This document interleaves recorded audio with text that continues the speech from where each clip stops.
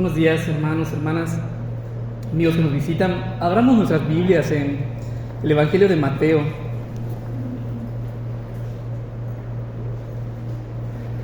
Evangelio de Mateo en el capítulo 5. ¿No quieres tomar? ¿No quieres tomar?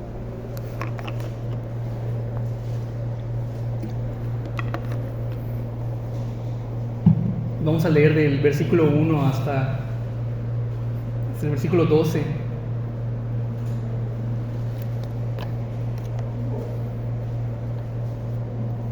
Dice así la escritura: viendo la multitud, subió al monte, y sentándose, vinieron a él sus discípulos. Abriendo su boca les enseñaba, diciendo: bienaventurados los pobres en espíritu, porque de ellos es el reino de los cielos. Bienaventurados los que lloran, porque ellos recibirán consolación. Bienaventurados los mansos, porque ellos recibirán la tierra por heredad. Bienaventurados los que tienen hambre y sed de justicia, porque ellos serán saciados.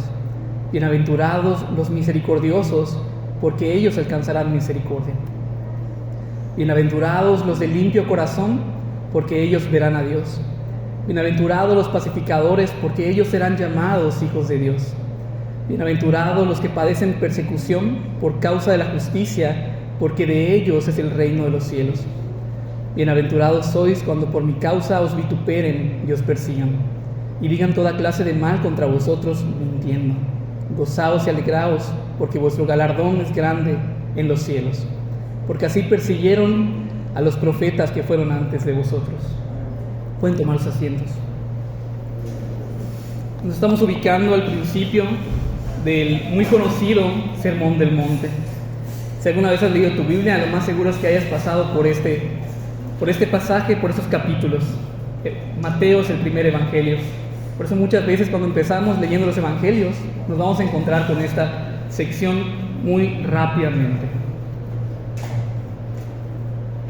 Este famoso sermón abarca 3 capítulos: Mateo 5, Mateo 6 y Mateo 7. Está lleno de doctrina, está lleno de enseñanza. Y es interesante que el Señor haya decidido empezar, teniendo tanto que decir, decide empezar con las bienaventuranzas.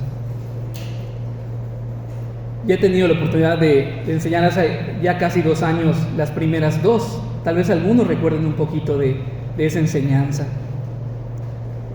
Pero hoy, aunque quisiéramos exponer todas, vamos a llegar solamente hasta la 5ª. Vamos a exponer desde Mateo 5:1 hasta el versículo 7, y en otra oportunidad intentaremos llegar hasta la última. Es importante que entendamos que las bienaventuranzas son una descripción de los creyentes. Lo que hacen las bienaventuranzas es describir el carácter de los creyentes, el carácter de una persona cristiana. A veces cometemos el error de identificarnos solamente con una o con otra. Y podríamos decir: yo soy misericordioso, pero no tengo hambre y sed de justicia. O podríamos decir: yo he sido perseguido por mi fe, pero no soy pobre en espíritu. Esto no es la intención que el Señor Jesucristo tiene que hagamos. Él no quiere que nos identifiquemos con unas, sino que Él está diciendo que todas estas son marcas y evidencias de los creyentes. Todas estas.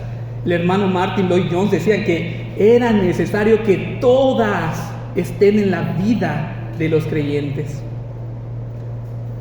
No son una lista opcional en la cual tú palomeas una y otras son tachadas, sino que todos los creyentes tienen que surcar y navegar en medio de todas las bienaventuranzas en medida que crecen en madurez espiritual. Tampoco consideramos que tengan que ser todas de golpe. No va a ser así. Así como la santificación es progresiva, uno irá en las bienaventuranzas progresivamente. Para empezar, también tenemos que entender que solo se darán en el corazón de las personas regeneradas. ¿Sí? Esto no fue dirigido a los inconversos. Aunque había una gran multitud en ese momento, el Señor se dirigió a sus discípulos. Ciertamente había una gran multitud, pero él dice la Escritura que vinieron a él sus discípulos y a ellos les enseñaba, aquellos que están comprometidos con él, aquellos que él les ha dicho, sígueme, y ellos le han seguido. Así que no son virtudes que se han de producir en la vida de las personas que no andan en Cristo. Y no debemos esperar que esto suceda, aun cuando la moralidad aparente, estas virtudes, estas no serán genuinas. Podemos decir que las bienaventuranzas reflejan la vida de alguien que anda en el Evangelio.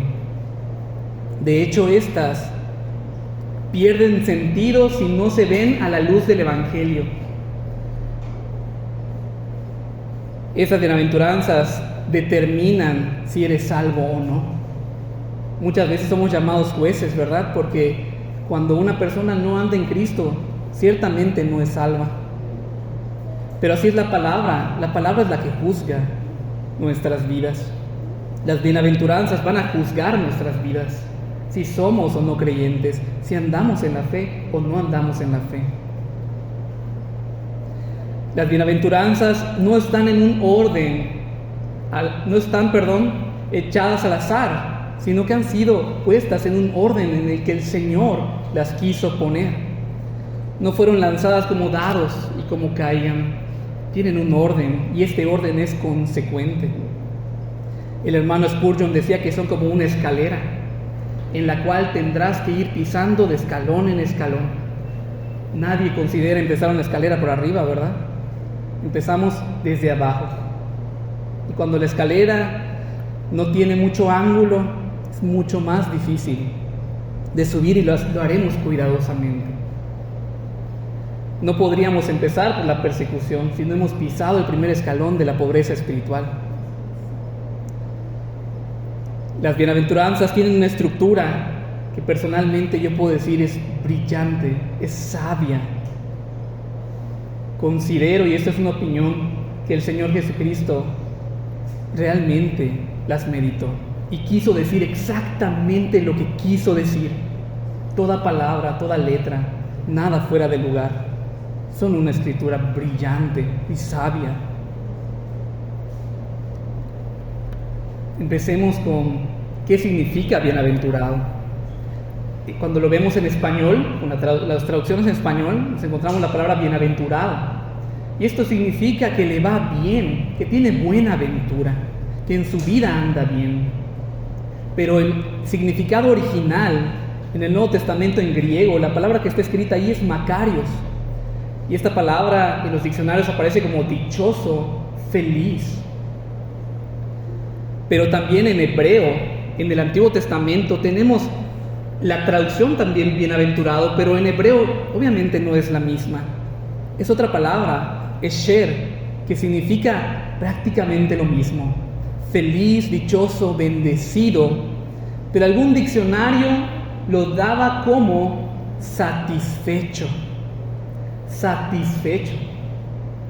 Lo cual, la bienaventuranza apunta a que una persona lleva una vida plena y que no tiene una necesidad mayor, sino la que ya ha encontrado. Mis hermanos, el ser humano busca la felicidad. El ser humano busca la felicidad y sin Cristo nunca la va a encontrar. Nunca va a encontrar plenitud en ningún placer, en ningún deleite, ni siquiera en el trabajo. Aquellos que aman mucho sus trabajos, a veces sucede, no van a encontrar. Ninguno va a encontrar plenitud en su pareja, en su esposo o en su esposa o en sus hijos. No lo van a encontrar y no esperen hacerlo. Ninguno va a encontrar esta felicidad si no es en Cristo Jesús, porque viene el Señor y dice: bienaventurado aquel que es bendecido y pleno en esta vida, es porque han alcanzado un carácter del cual se dice que son bendecidos con bendición espiritual. Eso es lo que hace la bienaventuranza. No está diciendo que es feliz por lo que ha alcanzado en la tierra, sino que es feliz por lo que ha alcanzado en el Espíritu. En el Espíritu. Esas son las bendiciones que heredarán la tierra, que serán llamados hijos de Dios, que suyo es el reino. Esas bendiciones no son para este mundo. En el Antiguo Testamento, Salmos 32:1, bienaventurado aquel cuya transgresión ha sido perdonada y cubierto su pecado.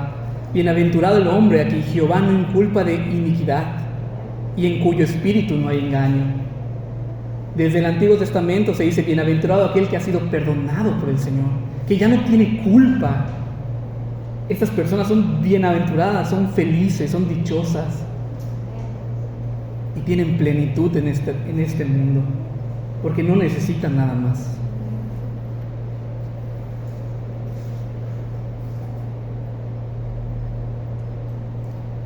Empecemos con la primera. Bienaventurados los pobres en espíritu, porque de ellos es el reino de los cielos. Mateo 5:3. Podríamos cometer el error de considerar que aquí el Señor está hablando de dinero. Aquellos que no tienen dinero. No, eso es lo que está diciendo. No está diciendo aquellos que se quedaron sin trabajo y por lo cual no pueden llevar alimento a su casa. No está diciendo aquellos que gastaron toda su quincena sin llegar ni al día 5. Sino que está hablando de una pobreza, como dice más adelante, en espíritu. Una pobreza espiritual. ¿Sí? Esto se refiere, esta pobreza espiritual se refiere a la debilidad espiritual, entienden que delante de Dios no tienen ningún mérito con el que le puedan agradar. Y en este mundo, en esta vida, los seres humanos tenemos una percepción de ganar el mérito. Los alumnos quieren agradar a su maestro. Los trabajadores quieren agradar a su jefe. Pues como cristianos queremos agradar al Señor. Pero como seres humanos, ninguno tiene ninguna obra que le pueda agradar a Dios naturalmente. Es mejor pensar entonces, de acuerdo a la metáfora, no en dinero físico, sino en dinero espiritual.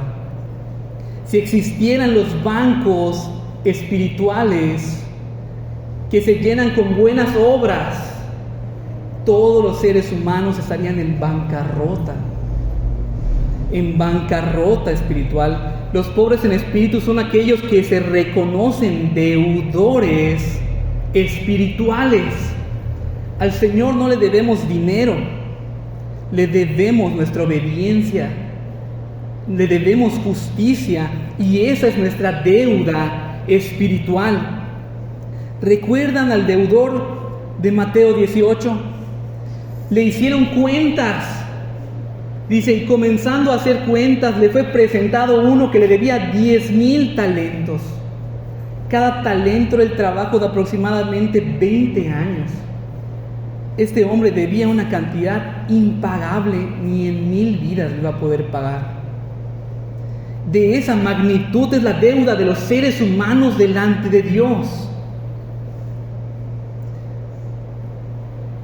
Los pobres en espíritu son aquellos que se reconocen como enfermos espirituales. Y no solamente como enfermos, sino como muertos espirituales. Lucas 5:31, respondiendo Jesús les dijo: los que están sanos no tienen necesidad de médico, sino los enfermos. No he venido a llamar a justos, sino a pecadores al arrepentimiento. Y aquí lo que está diciendo el Señor, dice, los que están sanos no tienen necesidad de médico. No está diciendo que hayan personas que están sanas espiritualmente, está diciendo que hay personas que creen que están sanas espiritualmente, pero no lo están.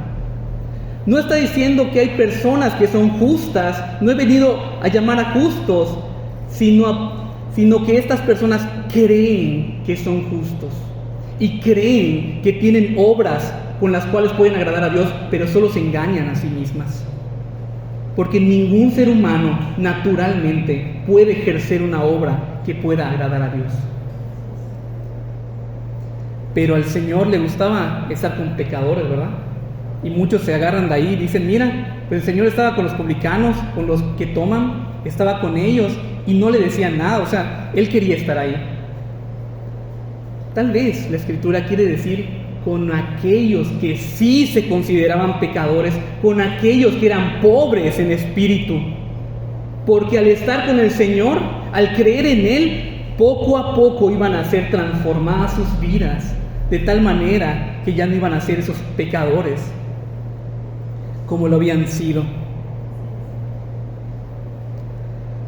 Esta bienaventuranza, pobre en espíritu, pobreza espiritual, no le exige a los seres humanos una virtud, les exige la carencia de una virtud.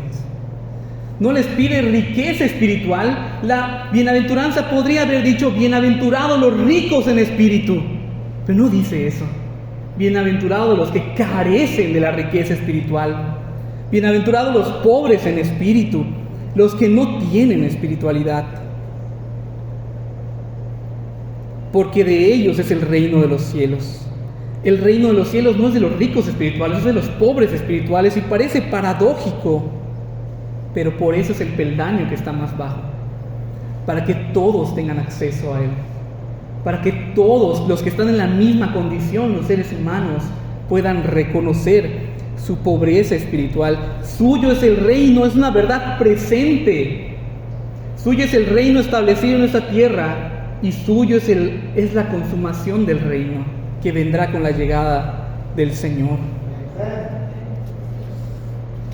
Bienaventurados los que lloran, porque ellos serán consolados, ellos recibirán consolación. Mateo 5:4. Aquí tenemos que hacernos dos preguntas. ¿Quiénes son los que lloran y por qué lloran? La respuesta de la primera es que los que lloran son los pobres en espíritu. Dijimos que había una dependencia entre cada una de estas bienaventuranzas. Entonces los que lloran son los pobres en espíritu. Pero ¿por qué lloran los pobres en espíritu? Los que se han reconocido así. Lloran como el apóstol Pablo cuando dice, miserable de mí, ¿quién me podrá librar de este cuerpo de muerte? Este cuerpo que está vendido al pecado. Son los que lloran como el publicano que golpeando su pecho se dice, Señor, sé propicio a mí, que reconoce dentro de él su pobreza y reconoce que no tiene ninguna obra delante de Dios.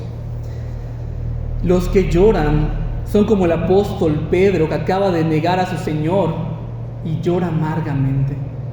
Los que lloran son aquellos que genuinamente reconocen sus pecados y se arrepienten. Y se arrepienten. No toda lágrima es genuina.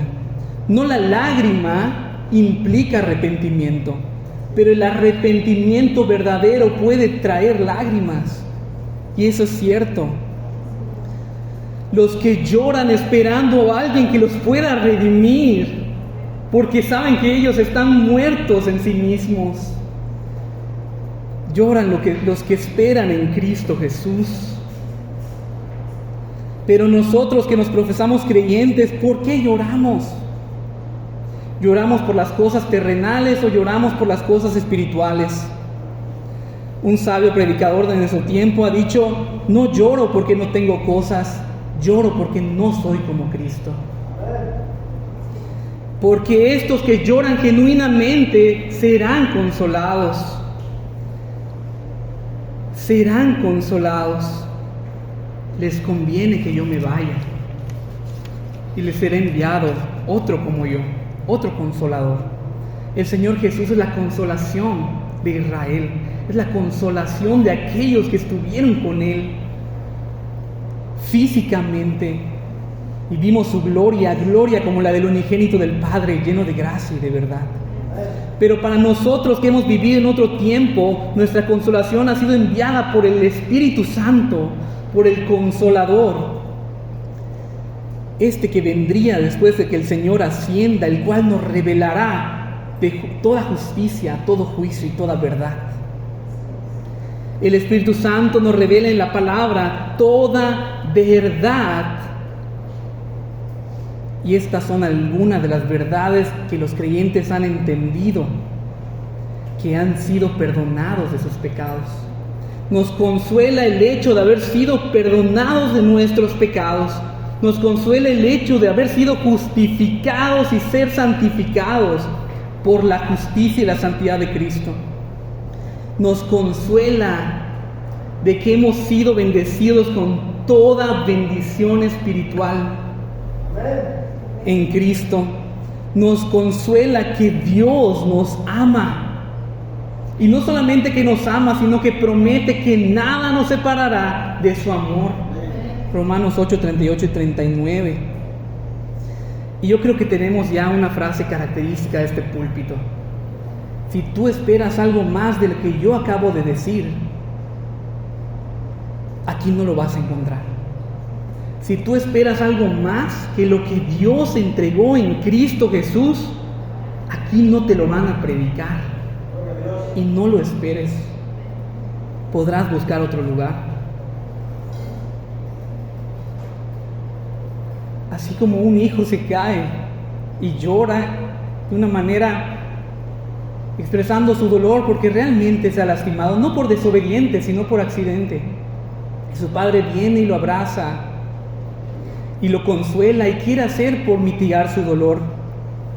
Así el Padre quiere consolar a aquellos que lloran por su pecado. Así el Padre tierno y amoroso quiere consolar y reconfortar con estas verdades a sus hijos para que sean bienaventurados. Bienaventurados los mansos, porque ellos recibirán la tierra por heredad. Bienaventurados los mansos, porque ellos recibirán la tierra por heredad. Y hay muchas definiciones de mansedumbre. En todos los diccionarios tal vez haya alguna.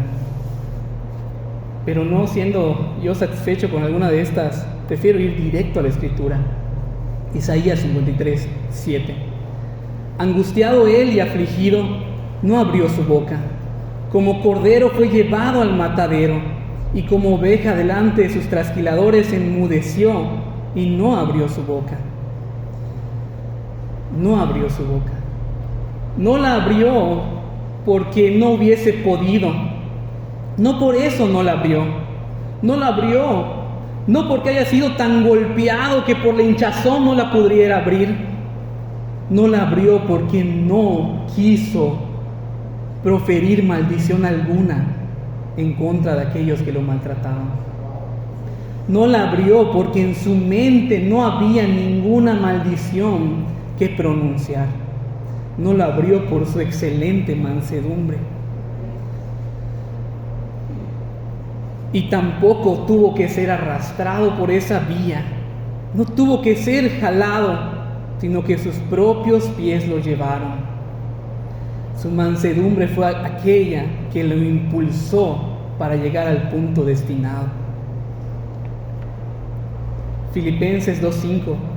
Haya pues en vosotros este sentir que hubo también en Cristo Jesús, el cual siendo en forma de Dios, no estimó el ser igual a Dios como cosa a que aferrarse, sino que se despojó a sí mismo, tomando forma de siervo, hecho semejante a los hombres, y estando en la condición de hombre, se humilló a sí mismo, haciéndose obediente hasta la muerte y muerte de cruz.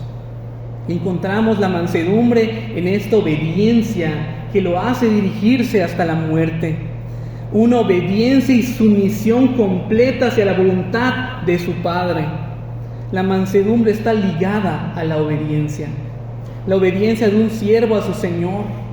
La obediencia de un hijo a su padre. La obediencia de la familia al padre de familia, el cual es la cabeza. La obediencia de la iglesia a Cristo, que es la cabeza de esta. Claramente, la mansedumbre es el carácter del Señor. Venid a mí, aprended de mí.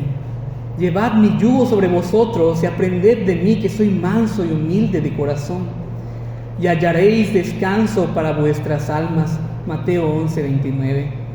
Dice el Señor que Él es manso y humilde, y en ese carácter bienaventurado hallarán descanso para vuestras almas. Ser manso y humilde implica haber llorado e implica haberse reconocido como pobre espiritual. Nadie puede llegar a la mansedumbre y a la humildad si no ha pasado por aquí. Ser manso y humilde implica no tener un concepto más alto que el que debemos de tener de nosotros mismos. Romanos 12:3. Digo pues, por la gracia que me es dada a cada cual que está entre vosotros, hablándole a la iglesia, que no tenga más alto concepto de sí que el que debe de tener, sino que piense de sí con cordura, conforme a la medida de fe que Dios repartió. Por naturaleza el hombre piensa que es el centro del universo. Por naturaleza el ser humano se considera importante, importantísimo diría yo. Se considera grande, no pequeño. Se considera fuerte, no débil. Se considera justo, no pecador. Pero esto es una mentira, es una mala percepción de la realidad, es una mala percepción de lo que dice la Escritura.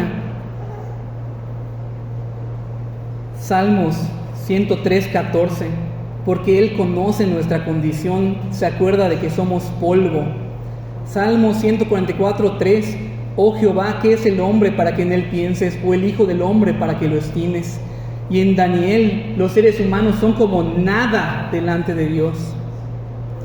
Como nada, pero nuestra percepción naturalmente está equivocada.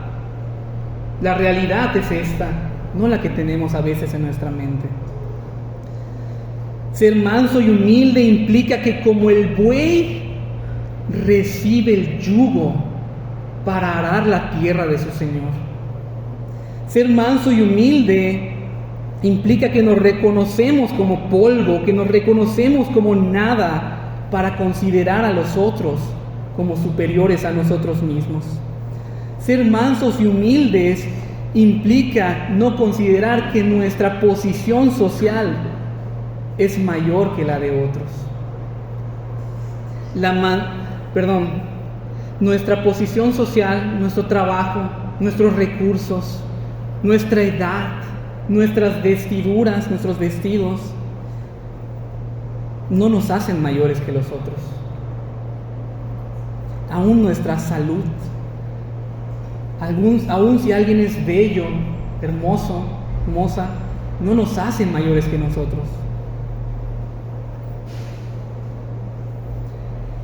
El Señor nos dice, aprended de mí, sed mansos y humildes, sed dóciles, sed apacibles.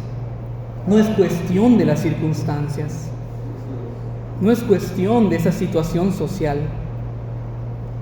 Pero también en esta bienaventuranza el mundo nos ha enseñado lo contrario. Dice el mundo, no te dejes, que no te pasen por encima, no te hagas el débil. Pero déjame decir algo, no importa cuánto te hayan ofendido, no importa de qué magnitud te hayan ofendido, no importa cuán furioso te hayan hecho estar, el Señor sigue diciendo, sed manso y humilde. No importa cuántas veces te digan que no pasen por encima de ti. Si es necesario que esto suceda para que tú mantengas tu carácter y mantengas esa bienaventuranza que te ha sido declarada, lo tienes que hacer. Porque ellos recibirán la tierra por heredad. Esta tierra no es la tierra que Josué dividió entre las 12 tribus. Esa, para este momento histórico, ya fue dividida hace mucho tiempo. Cuando estas palabras fueron pronunciadas, la tierra ya había estado dividida por mucho tiempo. No es esa heredad, es la heredad celestial. No es la Canaán terrenal, sino la Canaán celestial. No es esta tierra vieja y este cielo, son los cielos nuevos y la tierra nueva. No es este Josué que lo va a dividir, sino el Jesús que la va a repartir. Pero nosotros esperamos, según sus promesas, cielos nuevos y tierra nueva, en las cuales mora la justicia. Segunda de Pedro 3:13. Bienaventurados los que tienen hambre y sed de justicia, porque ellos serán saciados. Mateo 5:6. Aquí también tenemos una metáfora, hambre y sed de justicia. Pero primeramente no está hablando del hambre física ni de la sed física, ni tampoco está hablando de aquellos que han sido culpados de un crimen injustamente. No está hablando de aquellos de los cuales se les ha cometido un crimen en su contra y no han sentenciado a los culpables. No de esta justicia está hablando, no de la justicia de un tribunal. Lo que aquí está diciendo es una de las evidencias más grandes de los creyentes. Se refiere al deseo profundo del cristiano por obedecer los mandamientos del Señor. Repito, esta hambre y sed de justicia se refiere al deseo profundo de los cristianos de obedecer los mandamientos y la ley del Señor. En otras palabras, bienaventurados los que tienen un deseo de ser obedientes a los mandamientos del Señor. Salmo 119:1 retrata lo que yo acabo de decir, del 1 al 8. Bienaventurados los perfectos de camino, los que andan en la ley de Jehová. Bienaventurados los que guardan sus testimonios y con todo el corazón le buscan, pues no hacen iniquidad los que andan en sus caminos. Tú encargaste que sean muy guardados tus mandamientos. Ojalá fuesen ordenados mis caminos para guardar tus mandamientos, tus estatutos. Entonces no sería yo avergonzado cuando atendiese a todos tus mandamientos. Te alabaré con rectitud de corazón cuando aprendiere tus justos juicios. Tus estatutos guardaré, no me dejes enteramente. Lo que el salmista está diciendo es cuánto yo quisiera guardar tus mandamientos en perfección. No puedo, no lo hago, pero cuando aprenda, lo haré. Este es el retrato de lo que los creyentes desean en cuanto a los mandamientos del Señor. La bienaventuranza expresa una doble necesidad. Hubiese sido suficiente decir bienaventurados los hambrientos de justicia, pero no, dice bienaventurados los que tienen hambre y sed de justicia, haciendo una doble necesidad. No solamente tienen hambre, tienen sed. Ya el hambre es suficiente, pero la sed se vuelve el doble. Podemos pasar un tiempo sin comer, pero muy poco tiempo sin beber agua. ¿Cuánto es el máximo tiempo que pasamos sin comer? ¿Cuánto es el máximo tiempo que pasamos sin beber agua o cualquier bebida? Ciertamente es un tiempo corto, pues mucho más corto debiera ser nuestra obediencia al Señor. En todo tiempo buscar obedecer los mandamientos del Señor. Y tal vez entre algunos de nuestras filas salga el que diga, pero no estamos bajo la ley. Es el ministerio de muerte que dice el apóstol Pablo en 2 Corintios 3. Ciertamente la ley fue llamada el ministerio de muerte para aquellos que se quieren salvar por medio de ella. Para aquellos que se quieren salvar por medio de sus obras de la ley, terminarán condenados. Por eso es un ministerio de muerte. Pero también dice el apóstol Pablo, la ley es buena y justa. Yo soy el incapaz. Así que el problema no está en la ley, el problema está en el que se acerca por la ley.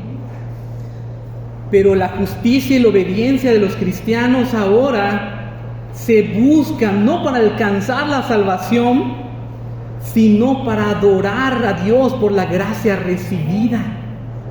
Se busca para agradecer a Dios por la salvación que Él nos ha regalado. Ahora el cristiano entiende, sed santos porque yo soy santo. En ningún momento digo sed santos porque si no, no serán salvos. Sino sed santos porque yo soy santo. Lo hacemos por imitar al Padre Celestial. El hambre y sed de justicia implica el proceso de santificación. en el cual entran los que se arrepienten y creen. El hambre y sed de justicia implica la batalla diaria contra el pecado, una batalla sangrienta y permanente. El hambre y sed de justicia implica esa lucha continua. Cuando tenemos hambre, sentimos un dolor. Yo, en mi casa, ¿verdad? Cuando hablamos en casa decimos, me estoy muriendo de hambre. Una expresión muy común. Unos la decimos de una manera u otra, pero la intención es la misma, expresar que tenemos un dolor por el hambre que tenemos. Cuando tenemos sed, en mi caso sentimos desesperación y queremos buscar rápidamente algo que sacie nuestra sed. Pues así debería ser nuestra necesidad de obedecer y de corregir nuestro andar. Pero me temo que no es esa. No es esa nuestra necesidad. Dios nos ayude. Porque ellos serán saciados. Aquellos que tienen esa hambre y sed serán saciados. Y esta expresión con el verbo en futuro implica a que tal vez en esta vida no seamos saciados en plenitud. De este lado del sol viviremos con hambre y sed de justicia, porque solamente será saciada en plenitud cuando los cuerpos sean glorificados, cuando la muerte sea absorbida en victoria, cuando lo corruptible se vista de incorrupción y lo mortal se vista de inmortalidad. 1 Corintios 15, 53. Bienaventurados los misericordiosos, porque ellos alcanzarán misericordia. Bienaventurados los misericordiosos, porque ellos alcanzarán misericordia. Aquí tenemos de nuevo otra evidencia rotunda de aquellos que son creyentes. Aquí la idea es repetida, podríamos decir. Los misericordiosos alcanzarán misericordia. No importa en qué medida hayamos sido ofendidos, implica que seamos misericordiosos. Recordemos al deudor, casi lo mismo, de Mateo 18. Este que le había sido perdonado la deuda de 10,000 talentos. Pero saliendo aquel siervo, halló a uno de sus consiervos que le debían 100 denarios, una deuda mucho menor. Y haciendo de él, tomándolo, le ahogaba, diciendo, págame lo que me debes. Entonces el consiervo, postrándose a sus pies, le rogaba, diciendo, ten paciencia conmigo, yo te lo pagaré. Mas él no quiso, sino fue y le echó en la cárcel hasta que pagase la deuda. Esta deuda era pagable. 100 denarios era el trabajo de 100 días, no de 20,000 años como el anterior. Era la deuda de 100 días, era muy pagable. Y quiere decir que este hombre no quiso perdonar una ofensa pequeña, cuando él había sido perdonado 20,000 ofensas. 20,000 ofensas.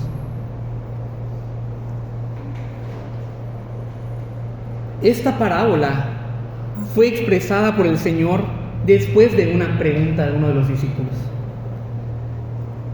Llega el apóstol Pedro, Mateo 18, 21, dice, entonces se le acercó Pedro y le dijo, Señor, ¿cuántas veces perdonaré a mi hermano que peque contra mí? ¿Hasta 7? Jesús le dijo, no te digo hasta 7, sino hasta 70 veces 7. Yo no sé si Pedro, ¿verdad? Como dice la Escritura, haciendo del vulgo y sin letras, yo no sé si él tenía números, si él sabía multiplicar, no lo sé. Esta multiplicación daría 490, pero no le dio intención del Señor Jesús de mandarlo a contar piedras, ¿verdad? No le dijo, Pedro, anda y cuenta un par de de piedras hasta que llegues a 70 veces 7. No, le está diciendo todas las veces que tu hermano peque contra ti. Y aquí no está hablando solo de los hermanos de la iglesia, en este momento no es el contexto de la iglesia, le está diciendo tu prójimo. Aunque aquí hermano es de sangre por Israel, pero para nosotros sería como perdonar a nuestro prójimo. Obviamente a nuestro hermano en la iglesia, pero también al prójimo. Perdonar todas las veces que se nos haya ofendido. Yo recuerdo en una enseñanza haber escuchado, no aquí, hace mucho tiempo, pero ciertamente dijeron la verdad, que perdonar implica restituir la posición que la persona tenía antes de la ofensa. ¿Sí? Restituir la posición que la persona tenía antes de la ofensa. Así como un padre que se ha enojado contra su hijo porque este hijo ha pecado rotundamente contra él, cuando es perdonado, él continúa siendo hijo. Esto es lo que está en la Escritura, el hijo pródigo, aquel que pidiendo la heredad fuera de tiempo, cuando el padre estaba en vida, fue y la malgastó, y habiéndola malgastado, ya no teniendo dónde dormir y comiendo las algarrobas de los cerdos, él decide volver a su padre. Y el padre no solamente lo volvió a tomar como hijo, acercándose él, le pone un anillo, lo abraza y hace un banquete en su honor. Le dio mayor honra que cuando antes, le dio mayor honra que cuando solamente era su hijo. Lo trató mejor porque habiendo estado muerto, regresó a la vida. Habiendo perdido a su hijo, lo ha ganado. Así es el perdón de Dios. Siendo hijos de la ira, siendo enemigos de Dios, cuando venimos y el perdón de Dios nos alcanza por su misericordia, no solamente nos perdona, sino que ahora nos pone en una posición mucho mayor y de más honra. Nos llama hijos. Nos llama hijos. Y esto es algo que no podemos nosotros comprender. Ser misericordioso implica que veamos nuestros pecados espantosos y horribles, pero los de los demás los veamos pequeños. Y esto suena raro, pero es real. Un fariseo, o la actitud de un fariseo, porque ahora no hay quien estudie como fariseos. Un fariseo tiene la actitud de ver el pecado de los otros horrible, horrendo, espantoso, lo grita, ¿no viste lo que él hizo? Si te lo digo, ni vas a pensar que es cristiano, no vas a pensar que ni es humano. Y sus pecados los ve pequeñitos, los ve invisibles, es más, ni los contempla como pecados. Pues no podemos ser así para ser misericordiosos, porque no lo vamos a lograr si nuestra percepción es aquella. Nuestros pecados deben ser horrorosos como lo que son delante de Dios,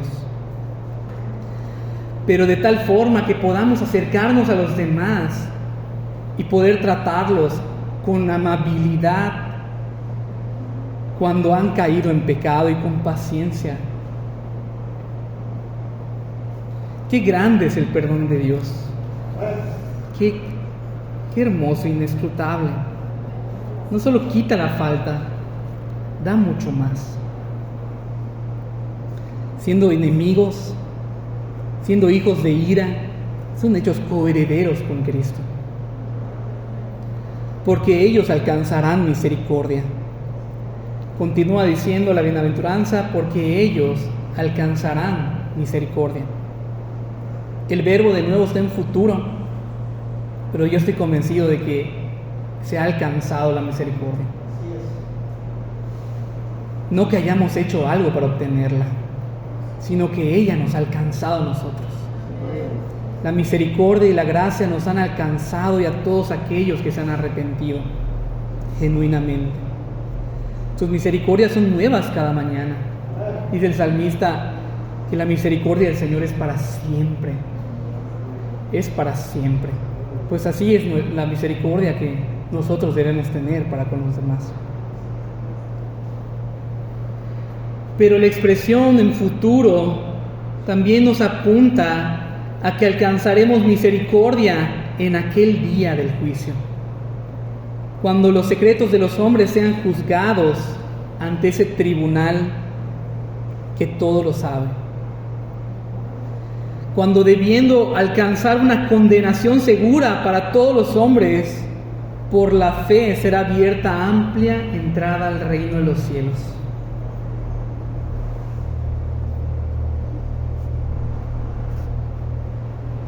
Estas primeras 5 bienaventuranzas, así como las siguientes, describen el carácter y las marcas del cristiano. Aquel que no anda en ellas es que no anda en Cristo. Ninguno que anda en Cristo puede omitirlas o evitarlas en su vida. Cualquiera que anda en Cristo debe considerar esas verdades si es que ha creído en el Evangelio. Estoy convencido de que el Señor Jesucristo pudo haber dicho 1000 bienaventuranzas y pudo haber dicho más. ¿Por qué? Porque hay muchas bendiciones para aquellos que se están formando en el carácter de Cristo. Decía el hermano Spurgeon que el único que no es pobre en espíritu es el Señor Jesucristo. Todos los hombres son pobres en espíritu, pero todo lo demás es el carácter de Cristo. Todo lo demás es el carácter de Cristo. Recordemos que estas bienaventuranzas son una instrucción para los creyentes, no para los inconversos. Aun si la actuación fuera brillante, aun si las ropas parecieran brillantes, estas solo carecerían de sentido sin el Evangelio. Las bienaventuranzas sin el Evangelio no sirven para nada, porque son una imitación. Las bienaventuranzas, recordemos, reflejan la plenitud de la vida práctica de alguien que ha creído en el Evangelio.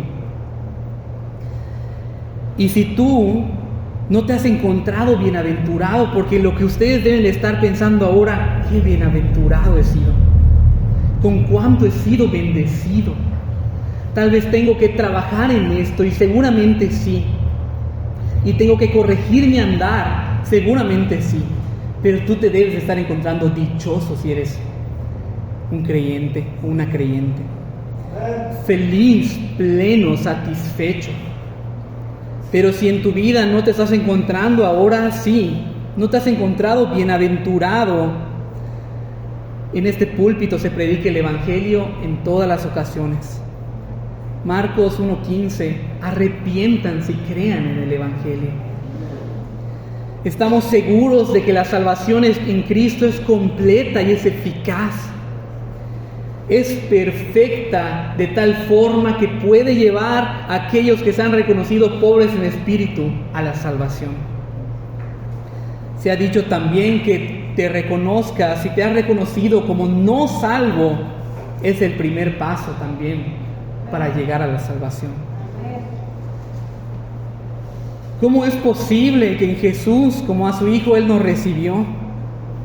¿Cómo es posible que el Hijo de Dios, perfecto y obediente, pueda intercambiarse con nosotros para pagar nuestra deuda? ¿Cómo es posible que Él sea colgado y no yo? ¿Cómo es posible que Él haya sufrido angustia y aflicción en mi lugar? Estoy convencido de que el sacrificio de Cristo es la obra perfecta para los que creen en su vida, en su muerte, en su obediencia, en su resurrección y en la capacidad de Él para hacernos, para darnos potestad de ser hechos hijos de Dios.